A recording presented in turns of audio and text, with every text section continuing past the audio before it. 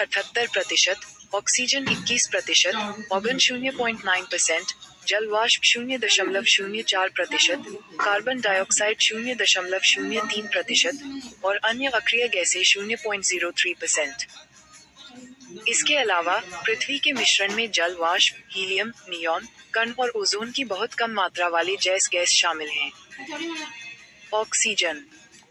जैसा कि हम सभी जानते हैं, ऑक्सीजन हवा में मौजूद सभी गैसें सबसे महत्वपूर्ण हैं। ये दोनों के रिजिड के लिए स्थिर और निर्मित होना आवश्यक है। श्वसन प्रक्रिया में शरीर के अंदर ऊर्जा उत्पन्न होती है। भोजन जोड़ ऑक्सीजन, कार्बन डाइऑक्साइड जोड़ जल। ऊर्जा का विकास सभी प्रकार की क्रिएटरी, यानी सीट, शयन, दौड़, सोना आदि के लिए आवश्यक है। तकनीकी को भी भोजन बनाना, बढ़ाना और अपना आकार बनाए रखना ऊर्जा की आवश्यकता है। ऑक्सीजन के दहन के लिए भी आवश्यक है। ये दहन का समर्थन करता है। ऑक्सीजन युक्त हवा के अभाव में कोई भी जल नहीं सकता। आवश्यक है।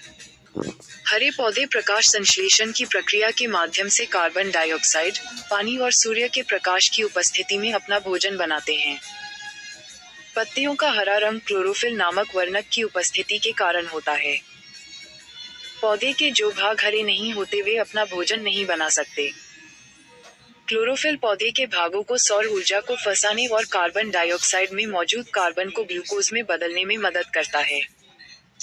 कार्बन डाइऑक्साइड प्लस पानी, राइट पॉइंटिंग एरो, भोजन प्लस ऑक्सीजन प्लस ग्लूकोज। प्रकाश संश्लेषण और श्वसन की प्रतिक्रियाओं का अध्ययन करें। आपको पता चलेगा कि श्वसन और प्रकाश संश्लेषण एक दूसरे के विपरीत हैं। श्वसन में उत्पादित कार्बन डाइऑक्साइड का उपयोग प्रकाश संश्लेषण में किया जाता है और प्रकाश संश्लेषण के उत्पाद ग्लूकोज और ऑक्सीजन का उपयोग श्वसन में किया जाता है। वातावरण में कार्बन डाइऑक्साइड और ऑक्सीजन का चक्रण उनके संतुलन को बनाए रखने के लिए आवश्यक है। कोई भी अवांछित मानवीय गतिविधि, जैसे वनों की कटाई या ईंधन का अत्यधिक उपयोग, वातावरण में उनके संतुलन को बिगाड़ देता है। ऐसी गतिविधियां ऑक्सीजन के उपयोग और कार्बन डाइऑक्साइड की अधिकता को एक साथ जारी करने का कारण बनती हैं, जिससे असंतुलन पैदा होता है। ये सभी जीवित जीवों के लिए महत्वपूर्ण है। पौधों और जानवरों को अपनी वृद्धि के लिए नाइट्रोजन की आवश्यकता होती है।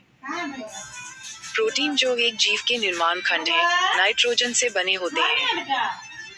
पौधे मिट्टी से नाइट्रोजन प्राप्त करते हैं। वायुमंडलीय हवा से नाइट्रोजन मिट्टी में नाइट्रेट के रूप में तय होती है। ऐसे कई तरीके हैं जिनसे